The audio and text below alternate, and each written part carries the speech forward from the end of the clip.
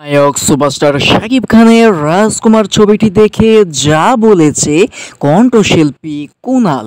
এবার এই কণ্ঠশিল্পী কুনাল জানিয়ে দিয়েছে নায়ক সুপারস্টার শাকিব খানের রাজকুমার ছবিটি অবশ্যই হলে গিয়ে দেখেছি এবং ছবিটি দেখে যা বলেছে কুনাল, নায়ক সুপারস্টার শাকিব খানের অভিনয়টি ছিল সবচেয়ে দারুণ এবং সেই সাথে নায়িকা মাহিয়া মাহি নায়ক সুপারস্টার শাকিব খানের মায়ের চরিত্রে অভিনয় করে দেখিয়ে দিয়েছেন সারা বিশ্বের মানুষকে।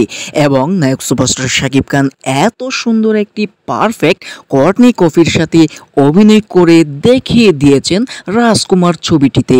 এবার হিমেল আশরাফের পরিচালনায় রাজকুমার ছবিতে এত সুন্দর রাজকুমার গান প্রকাশিত হয়েছে, সেই সাথে আমি নিজে গান গেয়েছি, জানিয়ে দিয়েছে কণ্ঠশিল্পী কুনাল।